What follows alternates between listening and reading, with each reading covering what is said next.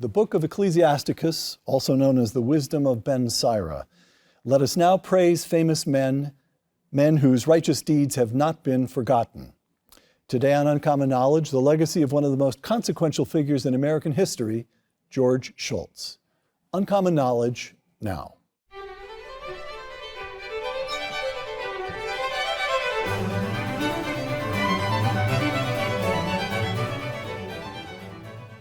The daughter of a minister and a music teacher who grew up in Birmingham, Alabama, Condoleezza Rice has led a remarkably distinguished career, both as an academic. She served as provost of Stanford and as a public servant in the administration of George W. Bush. She served first as National Security Advisor and then as Secretary of State.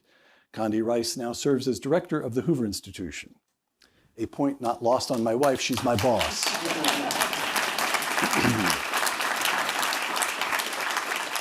Raised in the Soviet Union, mathematician Natan Sharansky became a founding member of the dissident organization, the Helsinki Group, and spent 9 years in Soviet prisons, almost half of that time in solitary confinement.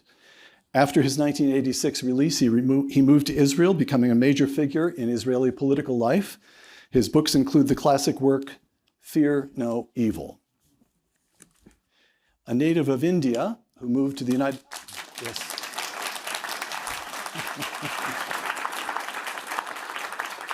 A native of India who moved to the United States at the age of 14, Abraham Sofair served as a U.S. District Court judge until 1985, when George Shultz named him legal advisor to the State Department. Abe is now the George P. Shultz Distinguished Scholar here at the Hoover Institution.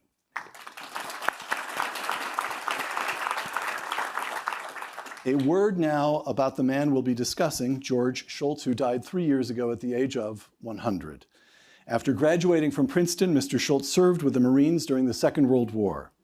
After the war, he earned a doctorate in economics from MIT, then taught at MIT and the University of Chicago. During the Eisenhower administration, I'll pause while that sinks in. During the Eisenhower administration, George Shultz served on the staff of the Council of Economic Advisors. During the Nixon administration, he served as Secretary of Labor, Director of the Office of Management and the Budget, and Secretary of the Treasury. After leaving Washington at the end of the Nixon administration, he served as president of the Bechtel Corporation until President Reagan called him back to Washington to serve as Secretary of State, a position he held from 1982 to 1989. After the Reagan administration, Mr. Shultz served as a distinguished fellow here at the Hoover Institution until his death. Today, George Shultz and human rights, which brings me to the Helsinki Accords. I'll get to the guests, but I have to set up the first question. I'll do it this briefly.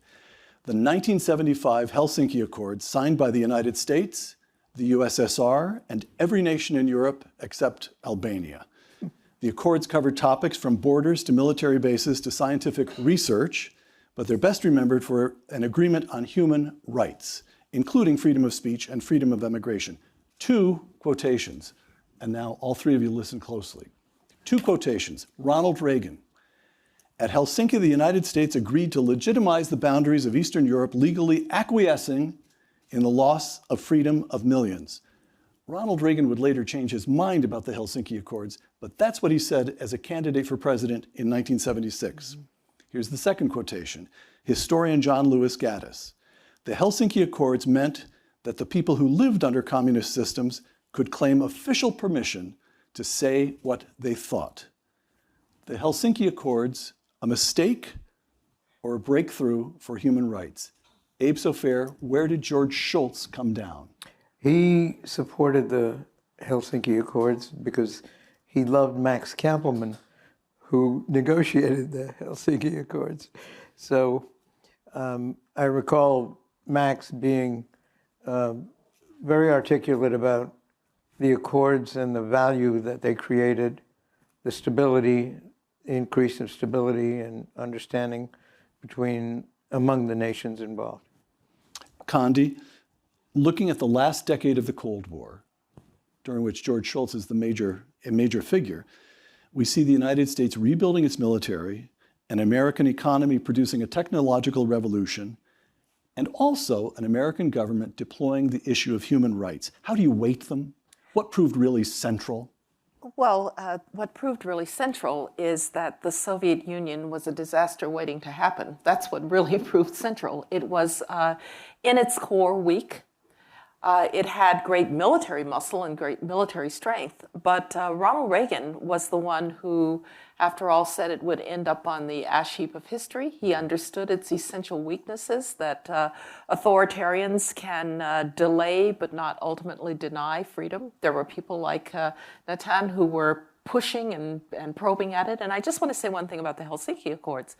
The Soviets thought they were signing on to something that did exactly what Ronald Reagan said. They thought that this was going to codify the post-war order. Instead, they signed on to something that gave license to people in their own country to speak about questions like human rights, to travel to conferences on human rights in places like Geneva and places like in Germany.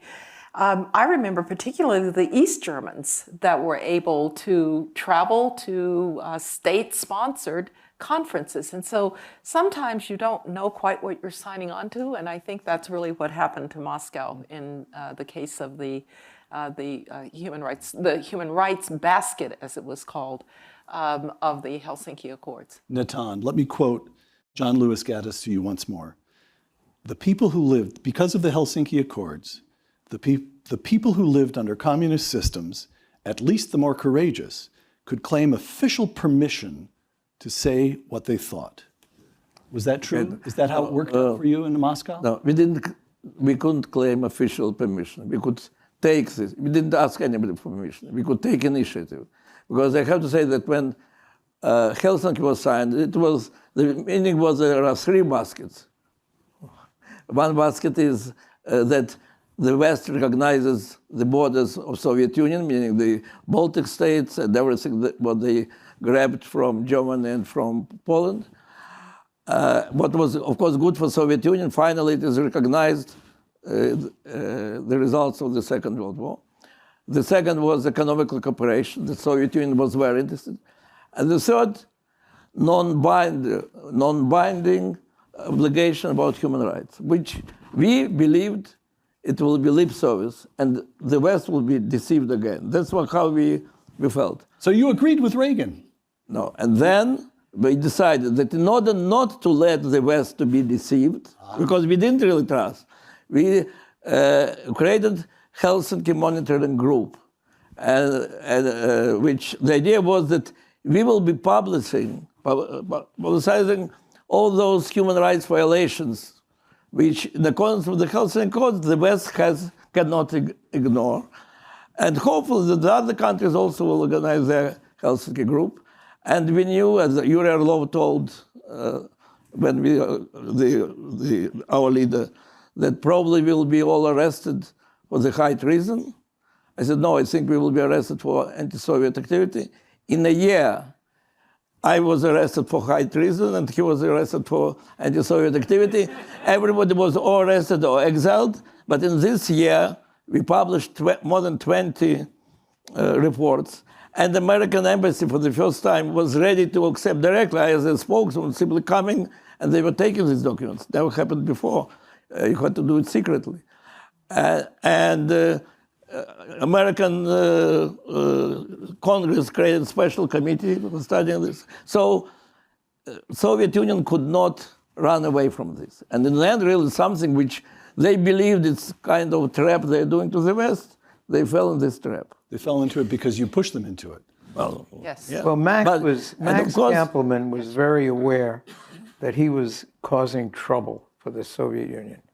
And that was a key part of what this was all about. But until Reagan didn't say that is the evil empire, Soviets still had some room for the maneuvering. Okay. That was This brings us back. Reagan takes office in January 1981. George Shultz is sworn in as Secretary of State in July 1982. In his biography of Mr. Shultz, In the Nation's Service, Philip Taubman describes a divided administration. On one side, those who advocated an aggressive policy of containing the USSR internationally while attempting to subvert it from within. On the other side, George Shultz. In George Shultz's own words, I set out to President Reagan what was to become our four-part agenda: human rights, arms control, regional issues, and bilateral relations. Abe, why did George Shultz put human rights first? Wow. He probably realized that ultimately that was what it was all about, that was the most basic value of all the values. He was facing an administration that thought that Reaganite ideology meant you don't engage in diplomacy. Diplomacy was degenerate, really, to some of those guys. But George believed in it, and he believed in, and he fought for it. Condi, you're, to put it mildly, a diplomatic professional. So this notion of a divided administration with, let's put personalities on it. You've got Cap Weinberger on one side, insisting on rebuilding our defenses. We get almost, during the Reagan years, almost to a 600-ship Navy. And George Shultz, diplomacy, human rights. To what extent could George Shultz have succeeded without that buildup, economic and military buildup? To what extent does one make the other possible? I think you've just made the important point here, Peter, which is that diplomacy without muscle is just talk. I always said that when I walked into a room, I wanted the American economy on one shoulder and the American military on the other shoulder. And Ronald Reagan understood that the Soviet Union was something of a paper tiger. I think that was the concept of the ash heap of history. But he also understood that nobody had pushed it. And so when you think about Reagan's defense buildup, it wasn't just the buildup. It was also challenging them in Central America. It was challenging them for the first time in Afghanistan. It was saying, if you're going to play this game, we're going to show you that you're too weak to win it. And probably one of the things that was most misunderstood about that period, the Strategic Defense Initiative, SDI. SDI, where everybody kind of laughed and said, well, you'll never be able to shoot down Soviet missiles. And Reagan really was a kind of, not naive, but he had a kind of view of nuclear weapons, that they were bad and maybe you could save the world from them. But as you know, I did a lot of work on the Soviet military. And there's an article written in Voennomysl, which is military thought of the Soviet Union, their principal military journal. And it's written by a man named Nikolai Agarkov, who at the time was the chief of the general staff. And he had a very different view of missile defense, which was not that it would shoot down missiles, but my goodness, what it would learn in terms of sensors, in terms of command and control. He wrote an article that called The Third Revolution in Military Affairs. And do you know what he said? He said, the Americans have now made our entire military investment over the last 40 years irrelevant. We now have to take on a new world, and they fired him. But Gorbachev would understand that they could no longer win the military competition, and a lot of his desire to change the terms of Soviet foreign policy and ultimately to change the terms of Soviet domestic policy came from a recognition that they were not going to win. You have to chalk that up to Ronald Reagan and the defense buildup that changed the terms of the debate about what the Soviet Union was capable of doing. Natan, there is an argument, it comes up again and again, even today, that Ronald Reagan was naive. Clark Clifford, former Secretary of Defense, called him an amiable dunce. Now, there is also an argument that he was remarkably shrewd, that he was using Cap Weinberger and George Shultz, all of that. But when you were released from prison, you met Reagan. Condi's just been talking about the underlying toughness. I saw you nodding when she mentioned SDI. We will, of course, come back to George Shultz, but we need to establish this figure for whom Shultz was working. It's a different question, because I really wanted to continue the line of... Go! Because it was straight to what I know, and by the way, everybody now can read it in the archives of White House. They publish it. For me, it's very interesting reading, because I know it from the other side. You can see how Shultz and Reagan, they always had exactly these four parts of the negotiations. And the first one, 90%, it was about strategic defense initiative, what is Star Wars. And I don't really know whether Americans believed in this crazy idea. But it was clear that Soviets are scared to death. And they wanted very much to negotiate that it will not start even defense in space. And the Americans are explaining, why are you concerned? It's only defense and so on. And we need defense because our people don't trust you. That's in the first place. When it comes to the fourth, human rights, and here Shultz knew every name and every topic. And he says, but you know, our public cannot trust you because of Sakharov, because of Sharansky, because of Hebrew teachers, and he knows the cases. And so he is not making direct linkage. But it's clear, we need Star Wars because we don't trust you. If you will release Sakharov, if you will release Sharansky, if you will increase the level of immigration to thousands, not hundreds, we don't promise you, but it will improve the trust. It was so clear, the linkage is so clear, and it worked. It worked. Now about Reagan. When I first met Reagan, and I gave him compliments for Evil Empire, I said that it was a great day for us in Gulag, when through Soviet press attacking Reagan, we found out that finally there is the leader who understands the nature of Soviet Union. And he told me the joke, very primitive joke. And the joke was that Kosygin and Brezhnev, Kosygin was number 2 and Brezhnev was number 2, are sitting and discussing what to do with this pressure of Soviet Jews. And then Kosygin says to Brezhnev, maybe we'll let them go and that's it. And then Brezhnev says, but then who will stay in the Soviet Union? Only you and I. And then the other one says, speak for yourself. And he's telling, and everybody's laughing. And I think, my God, it's a primitive joke of 20 years ago, something like this. And I came to speak with the leader of the free world after all these years to hear these old jokes. But then you understand the fact that these primitive jokes, that's how he was explaining to the world the real nature of Soviet Union. So, yeah, it looks that he was naive, that his jokes were primitive. He went to the very essence of Soviet system, and he really understood that communism is absolutely primitive, against the nature of the people, and it will be finished, and we only have to help it to be finished. And he was very good in his naivety. I only hope that today's leaders of the world will be as naive as he was.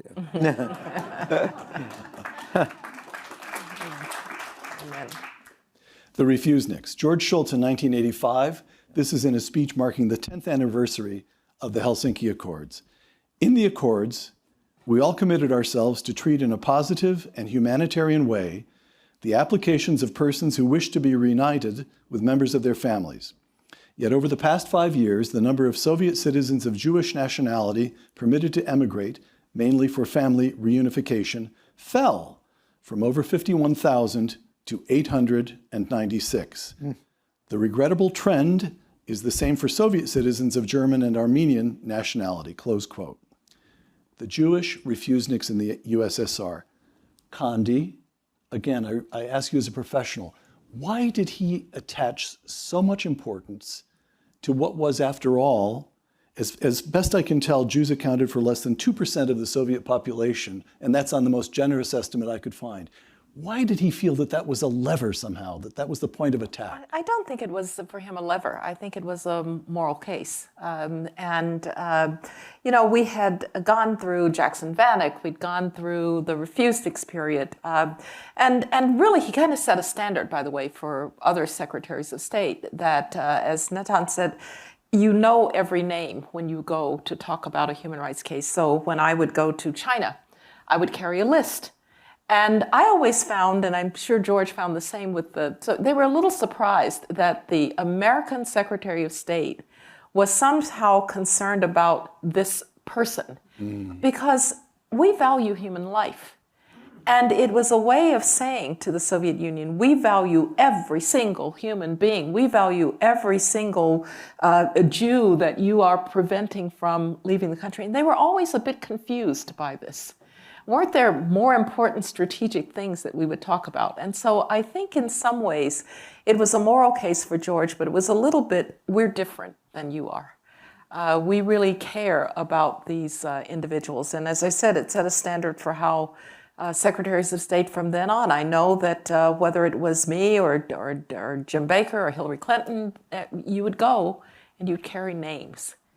And I think that was really an important statement about America. Mm. By the way, Abe, when George Shultz returned to the State Department from a visit to the White House, he met President Reagan once a week. Good mood, bad mood? Did he say, oh, I had to listen to those old jokes again? How did, at the personal level, how did George Shultz, I think we know the answer to this, but I'd like to hear you comment on it because you knew him so well. How did he respond to Ronald Reagan? The two of them worked well together. How did George Shultz make that work? It really was a marriage. They liked each other a lot. Reagan knew that Shultz added a lot to what he could do because of his class. I mean, Shultz had intellect. He could speak in an articulate way about the most complicated issues. He's the one who started the list. Mm-hmm. He made us read that list. The list was revised, of course, as they let someone go, we'd put someone else on the list. So it was a great partnership because Reagan had fire in his belly. He wanted to make a difference. And Shultz, Shultz really cared about things, but people differ in the drive they have in their spirit, really, and in the role that maybe some great power causes us to have the benefit of serving. They had different roles, and they were very complementary. They enjoyed each other very much, and Nancy was part of what made that happen. Because she saw the relationship and made it, from the first time she invited them over to the White House for dinner, just the four of them, that relationship blossomed. Mm. Natan, again, I'm struck that Jews are 2% of the Soviet population on the most generous estimate.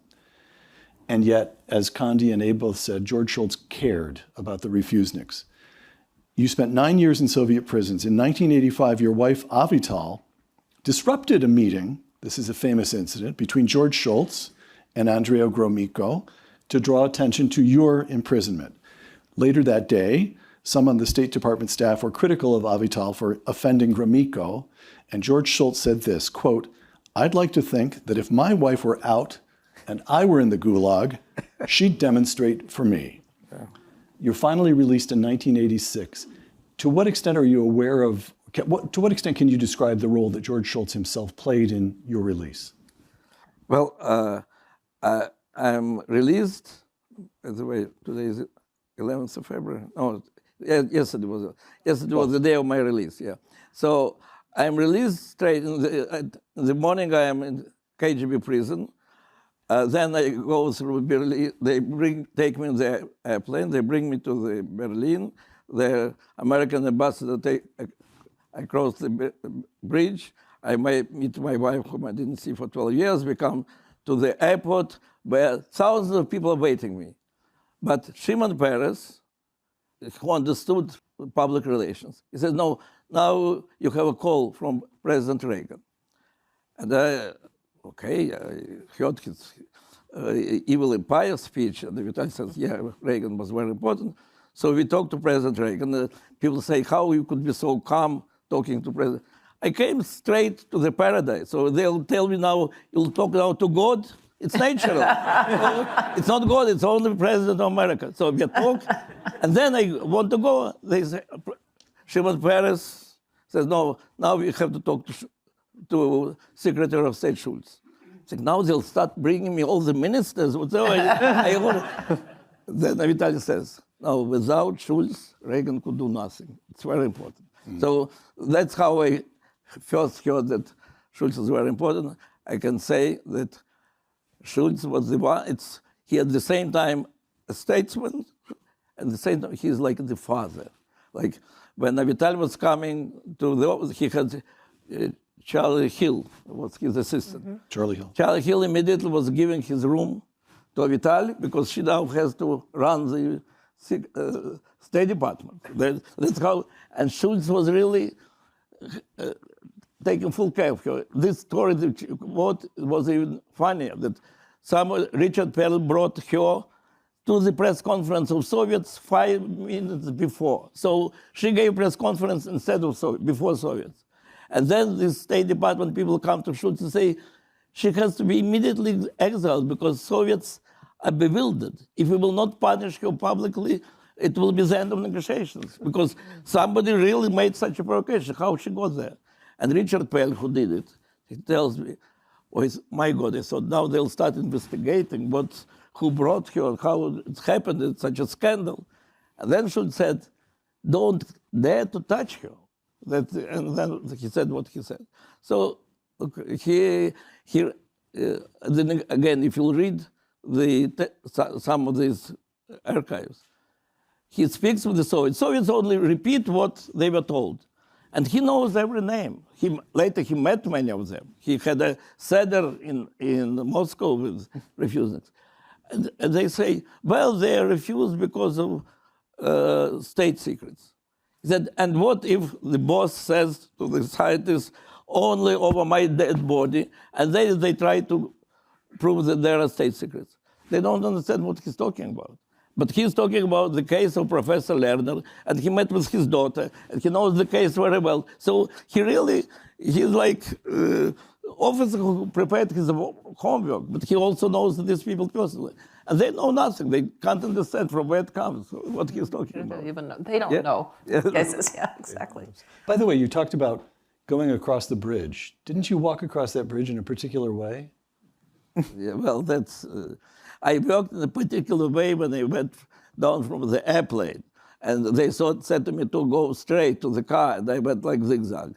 When I was already on the bridge, I was on the freedom. Why should I be zigzagging? So, but it doesn't matter. Though, by the way, President Reagan quoted it right, correctly, said the next day. But somehow somebody wrote that I was doing it on the bridge, and now the world knows that I'm doing it on the bridge. I tried to convince many times, no, it was not on the bridge. It doesn't matter. People remember. We set the record straight. All right. I said a moment ago, this argument that Reagan was an amiable dunce won't go away. Let me frame it in a somewhat more sophisticated way, I hope. That we're now at enough of a distance from the Reagan years and from Mr. Shultz's accomplishments. It's hard for us to realize, because he was with us here until just 3 years ago, and deep into his 90s, he was coming into the office 3 or 4 times a week. So to us, we wouldn't be all that surprised if we went into the old building and turned a corner and saw him. Still, it's been 4 decades, and there's a revisionist reassessment taking place. Probably the most prominent is the new biography of Reagan by Max Boot. So let me quote this to you. This is Max Boot's article in Foreign Affairs last year. Quote, "One of the biggest myths is that Reagan had a plan to bring down the evil empire and that it was this pressure that led to US victory in the Cold War. In reality, the end of the Cold War and the fall of the Soviet Union were primarily the work of Soviet leader Mikhail Gorbachev. Reagan did not bring about Gorbachev's reforms, much less force the collapse of the Soviet Union," close quote.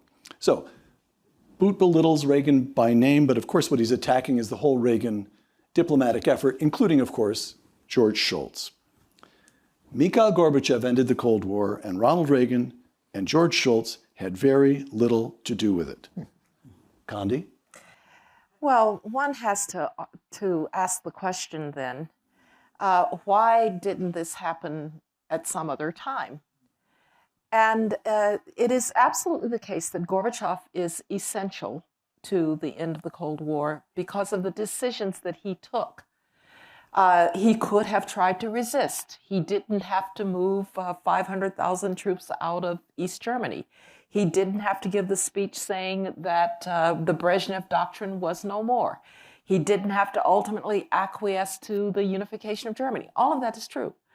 But you have to ask, what set the conditions to make Gorbachev make those decisions. And the conditions that demonstrated for Gorbachev, and by the way, Shevardnadze, another great friend of George Shultz's, demonstrated to them that there was no other alternative now but to get out of the arms race, to stop trying to be the adversary of the United States, and to, as Gorbachev said, make a common European home.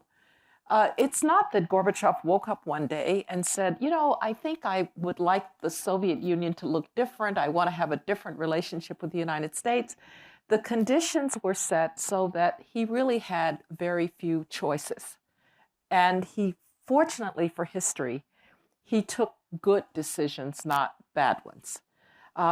Another, you know, at the time when he became General Secretary of the Communist Party in 1985, nobody would have assumed that he was going to undertake a series of steps that some 6 years later would actually end the Soviet Amazing how fast it happened. It's how fast it happened. So Reagan and Shultz set the conditions. I will have to say, I think that George H.W. Bush, maybe it's because I worked for him, but George H.W. Bush is underestimated in kind of bringing it to that final conclusion, when you had to do things to make sure that Gorbachev wasn't pushed into a corner and tried to resist, right? But there is no doubt that the conditions that led Gorbachev and Shevardnadze to make the decisions that they made were set by Ronald Reagan and George Shultz. And that would be my answer to Max Boot. Mikhail Gorbachev didn't just kind of rise full-blown with a set of policies that would lead to the end of the Soviet Union. Abe, would you like a whack at that one? Well, Max Boot's book is an excellent book. And people who write books, as opposed to people who are secretaries of state, have a need to say something different and to somehow shine the light on themselves. And that's what, unfortunately... This is flattery, Abe? In a great book, no, in a very good book, a very good writer said something silly. You don't fault people or give them a great deal of credit for the circumstances that Condi described. You take life as it actually happens, and you say, well, you know, they were there. Condi Rice was there when such and such happened. And you got to give credit in a natural, normal way. And unfortunately, people who write books sometimes like to see things in a more complicated fashion. And I think that George Shultz and Ronald Reagan were a great team. Mm-hmm. But everyone's right when they say, well, if Gorbachev and Shevardnadze had not been there, they wouldn't have been such a great success. Probably true, but so what? I mean, you've got to look at history. And history had the four of them there, and things changed. Natan, the revisionist impulse. Well, maybe he's a great author, but what he says is absolute nonsense. Simply, this quote. Because Gorbachev was a true communist, but he was the young generation of communists. So when he came to power, he understood the system doesn't work. We urgently have to improve the system. And one of the first things to get cooperation with the West. And as he says himself many times, that I found out that it is impossible to improve the relations if you will continue keeping these people, and who needs these people? He writes about it. I come to, before even that he became the leader, I come to Canada to speak about agriculture because he was a minister of agriculture, and they speak with me about Sharansky. Then I come to Thatcher to speak about comparison. They speak to me Sharansky and Sakharov. Who are they? I come back, I'm reading, and that's what a nonsense. Because of these people, we have now to suffer. So that's was first. Then he understood that without giving a little bit more freedom to people, the work will not be efficient. And as a communist, he was not understanding that you cannot give them a little bit of freedom, right, or they are free or not. So he gave a little bit of freedom, and thanks God he didn't he didn't realize that as a result, the Soviet Union cannot exist. And Iron Curtain, look, he giving permission to Jews, to more and more Jews, he tried at the same time to put laws will prevent from the others to go, only first-rate relatives and so on. And then he came to Washington and took, first time, and 250,000 Jews are demonstrating. And because about Shultz, I'll tell that Jewish activists wanted this demonstration. And I, for months, traveled all over America, and everybody wanted this demonstration. Jewish establishment was afraid to irritate Reagan and Gorbachev. And then Maurice Abrams, the head of Jewish establishment, because of our pressure, went to George Shultz and said, do you really want this demonstration? And George Shultz, and here he was, a few years ago, he was telling me again this story. He said, you understand, not only want this demonstration, I want that when Gorbachev comes, on every screen he will see only this demonstration. How you think we can work if you are not doing this? So Shultz was at the same time establishment and was activist. And you can see it from archives that when Gorbachev came, Reagan told, you see, my people were speaking, what do you want? So he decided to make the last step, to bring down the Iron Curtain. Without Iron Curtain, Soviet Union cannot exist. Again, as a communist, he didn't understand it. So, of course, it's great that he made all these steps. Brezhnev would commit suicide, but will not do it. So but it meant the end of the Soviet Union. So, when 10 years after the Soviet Union fell, and I'm on the conference with Gorbachev in Poland, and I am asked, what are the factors which brought down the Soviet Union? And I said, who are people? He said, first of all, Reagan, second, Sakharov, third, Gorbachev. Then I went to Gorbachev to say him, thank you for it. And he was bewildered. He said, I released you. I signed this against all the Politburo, and you're putting me on number 3? And I tell him, no, number 3 is a very honorable place. Okay, so Booth puts him number 1. Okay. We lost Mr. Shultz 3 years ago. He was 100 years old. Yeah. And 3 years ago isn't all that long, so for many of us, he's still very vivid to us. But he was 100 years old. I'm not quite sure how to formulate the question, so I may fumble as I ask it. But there's something, as we talk about him and Ronald Reagan, and even you mentioned Brezhnev, and these were people who had experienced the Depression, and then the Second World War, and then the Cold War. So these were people who were members of a generation who understood the stakes.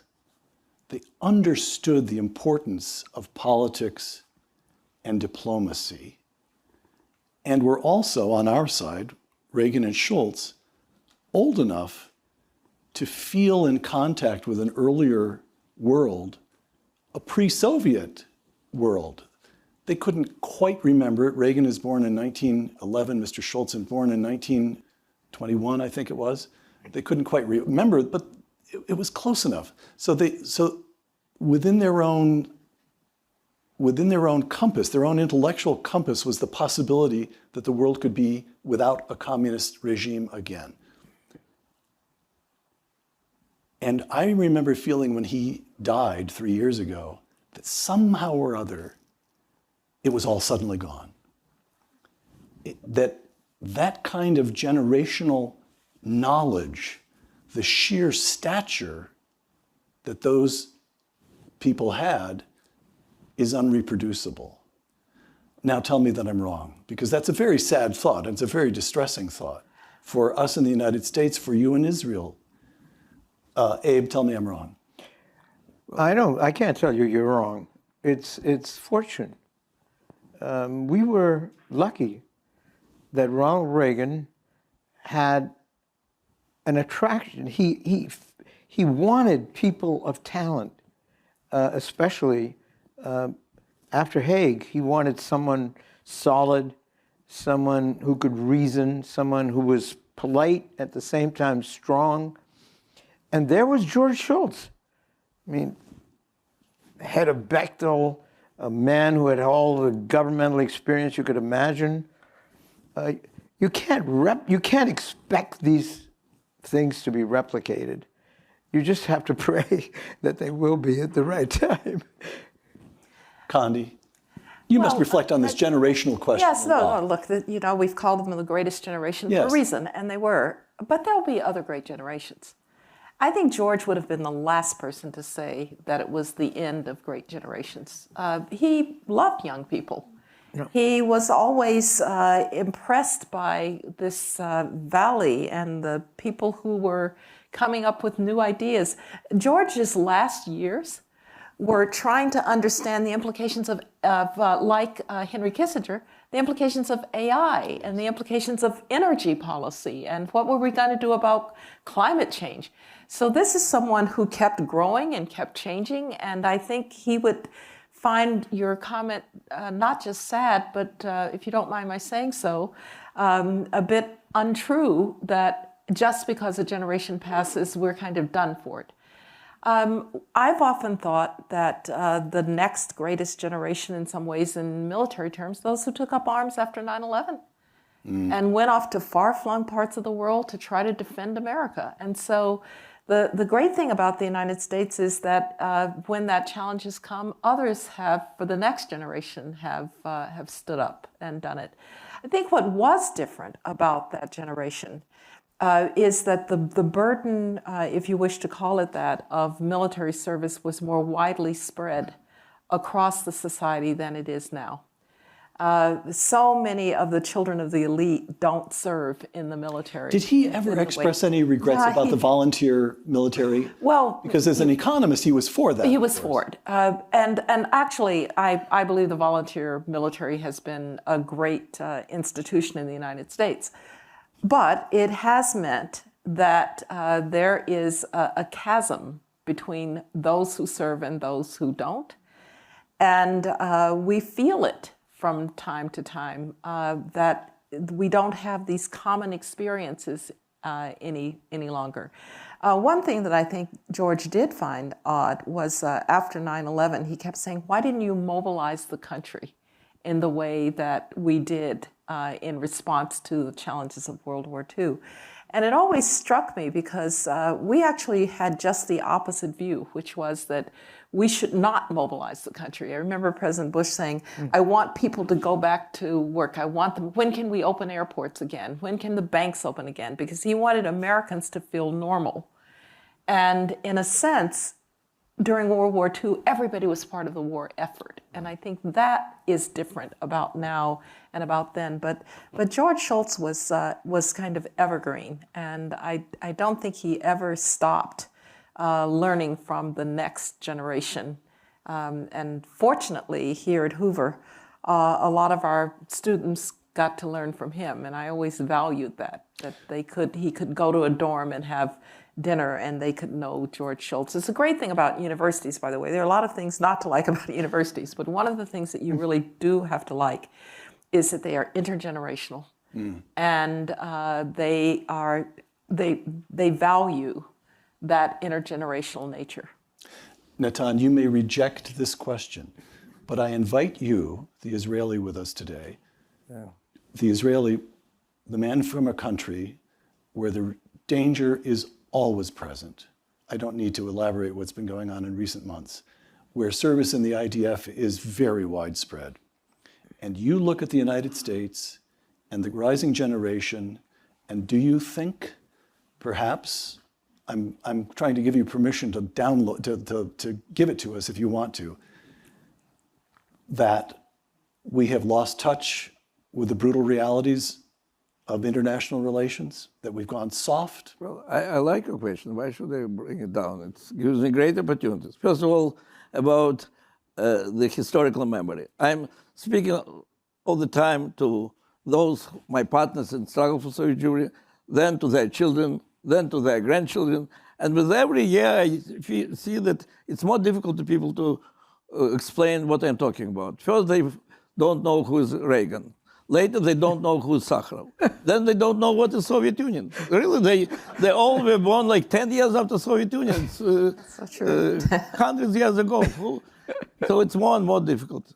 And as a result, now I go to Israel, we are very doubtful about our young generation. They all want to go to Thailand. They all on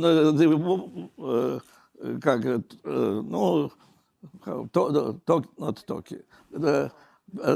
We talk. So they don't read. And then comes the war, this tragic war.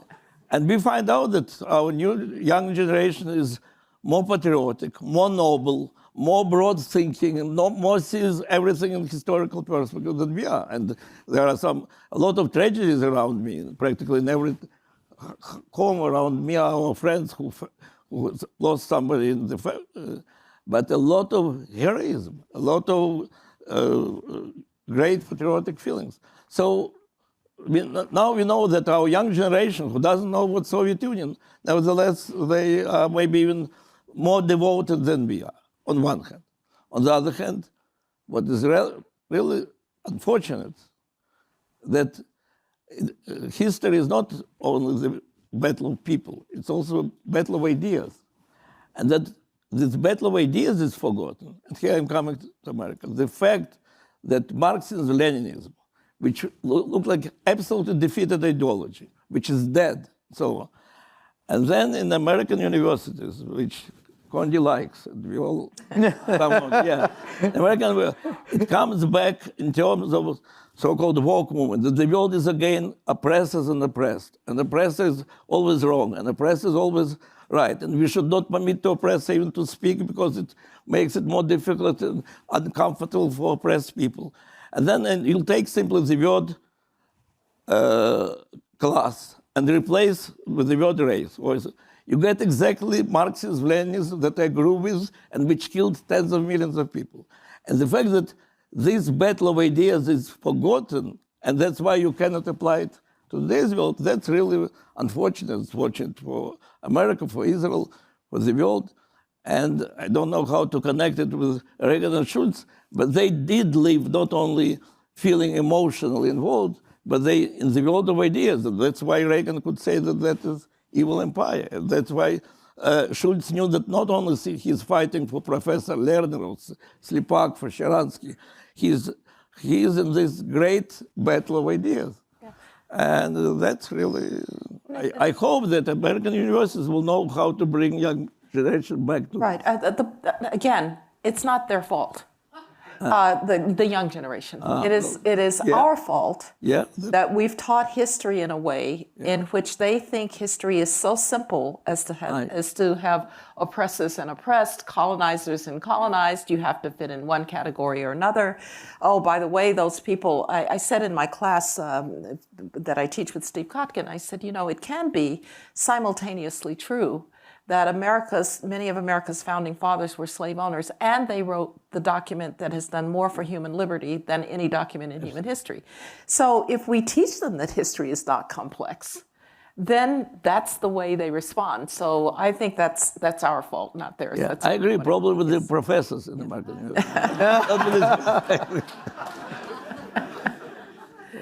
I think there's real value in service. I think you learn a lot. And military service specifically, or public service? Some kind of broadly? Public service. All right. Yeah. And I think that we are a better, stronger country if we encourage service. Mm-hmm. All right. Last question. Let me set this one up, if I may. A couple of quotations here. George Shultz, this is a 1984 speech at the Park Avenue Synagogue in New York. Quote, "For centuries, we have sought to free ourselves from that primitive existence described by Hobbes, where life is nasty, brutish, and short. We have sought to create instead a world where universal respect for human rights and democratic values makes a better life possible." Close quote. Now here's Natan Sharansky in 2021 on the occasion of the death at the age of 100 of George Shultz.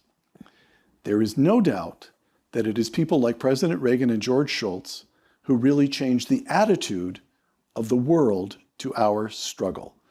As a result of their efforts, millions of Soviet Jews became free.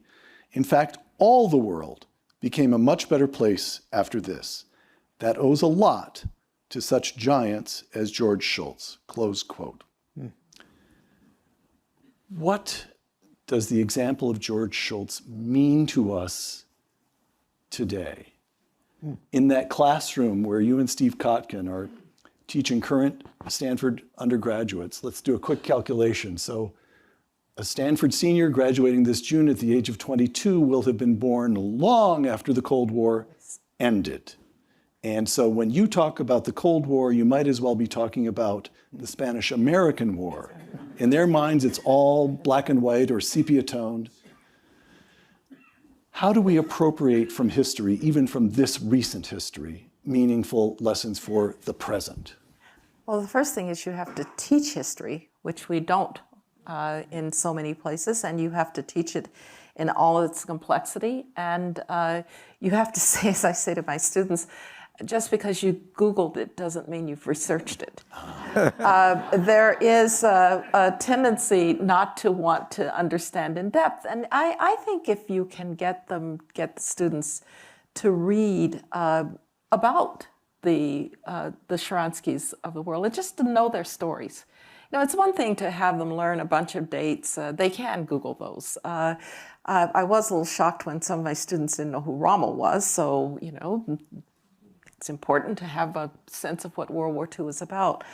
But sometimes I think they are more attracted to history's people, the people that emerge from this. And so reading about the great refuseniks, reading about the people who challenged these systems, I think that's a different way to teach history. And it vivifies for them how history shaped who we are today, but how it was shaped by people who were willing to take on that Hobson world. And so I actually think these stories are really important. Could I ask we a don't question? tell the stories. I'm going to label this a dumb question, Yeah. but I'm going to ask it because it feels both dumb and mandatory. In that class, so you're talking about the personalities, and George Shultz, those of us, what a commanding figure he was. Ronald Reagan, in some ways, almost glamorous. Mythical almost, yeah. But they were white males.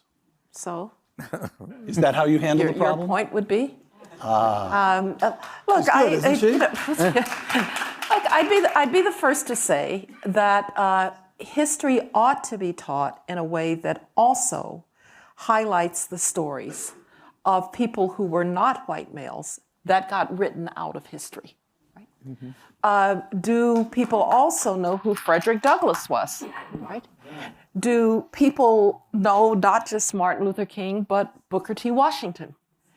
And so we don't have to be selective and say we'll only teach white males or we'll only teach people of color. We can teach the great stories of so many people. And I always encourage my students also to know their own family history. Who in your family decided to make it possible for you to be who you are? It might have been a grandparent, or in case of some immigrant kids, it was some parent who picked up and said, my child will have a better life there. You know, the whole story of humanity is a complex one. It's a beautiful weaving tapestry, and it doesn't have to be just white males, but some of them actually were white males. They're not bad people. Yeah, and that's not a bad thing. It's okay. Abe, you have 8 grandchildren. I do. What should they learn from George Shultz? I hope they learn about him. The story, I think Condi's absolutely right. Stories really impact people. You learn lessons without knowing the words. And George, What's your fondest memory of him? my fondest memory was in Iran-Contra, when he faced incredible pressures and managed to give the country someone to respect. Well put. Natan, the lessons for the present. Well, look, I have every year that I have anniversary of my release, which on Hebrew calendar is Beit Adar, like in a couple of weeks.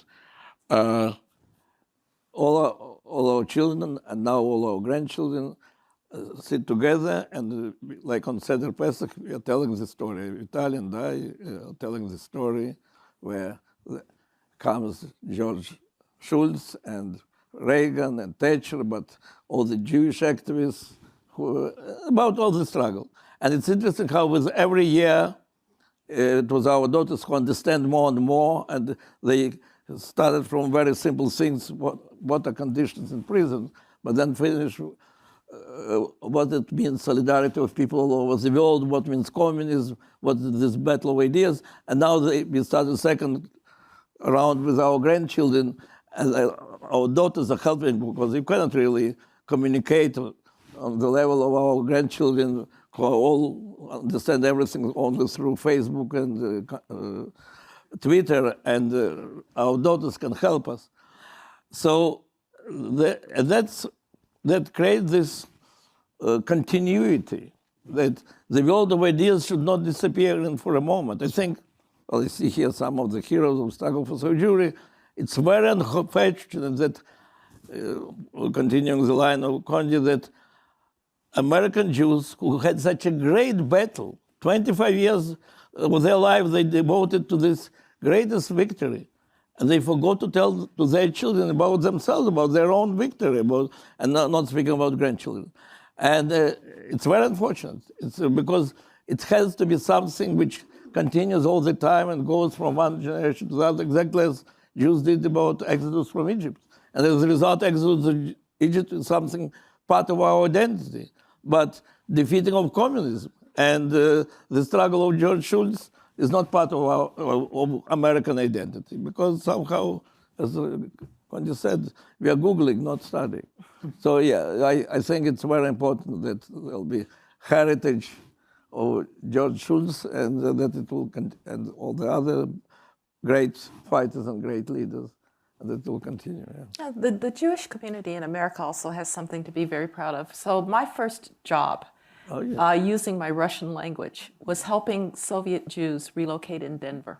Oh, really? My mother was a teacher in the Denver public schools, and a little girl showed up in her class one day, and she had a sign that says, "I don't speak English." And so my mother asked, "Well, what does she speak?" They said Russian. Her family had emigrated. This was in 1979. And so I helped her family, and they had at the Jewish Community Center relocation help for Soviet Jews. Really?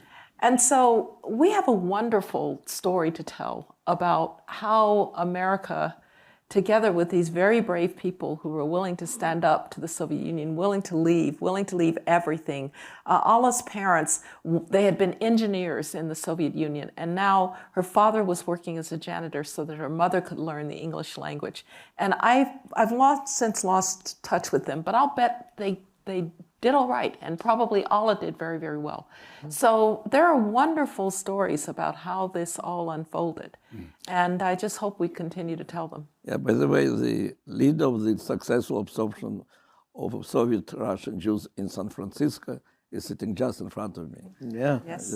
Anita Friedman. Indeed. The battle of ideas and the continuity of our history, including the history of George Shultz. Director Rice, will the Hoover Institution get on that? I think we can do that. Let me just say, we're sitting in the Shultz building. Yes.